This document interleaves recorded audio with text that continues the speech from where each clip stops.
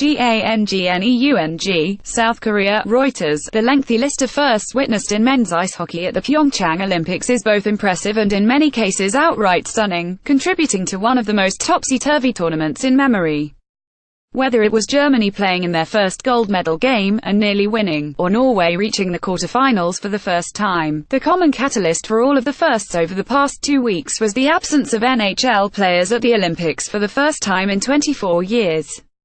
The NHL and International Olympic Committee last year failed to reach an agreement on players' travel and insurance costs, meaning teams from the 12 participating countries were largely cast of journeyman pros from smaller leagues, augmented with a handful of recently retired NHL players and a few emerging amateur players. The one exception was the Olympic athletes from Russia, who brought together the top players from Russia's Kontinental Hockey League, seen as the best league after the NHL, and former NHL All-Stars Pavel Datsyuk and Ilya Kovalchuk. The mix of lower-level talent across the tournament allowed for surprising results throughout. Not having the NHL is still a disappointment. International Ice Hockey Federation President René Fuzel said. Still, with a team out of the blue like Germany appearing in the final, it kept interest in the tournament high despite the best players not being on hand.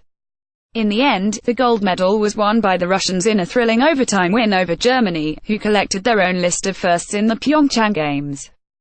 To get to the final, the Germans beat both Sweden and Canada for the first time, and after a heroic losing effort against the Russians, went home with a silver medal, their highest achievement ever in Olympic hockey.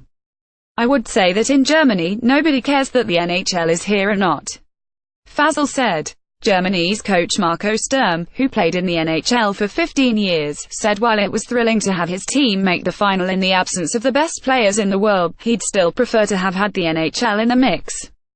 With this we didn't know what to expect without those guys, Sturm said. I really hope in the future though that those guys are back on the Olympic ice. Reporting by Dan Burns, editing by Sudipto Ganguly. Our standards. The Thomson Reuters Trust Principles.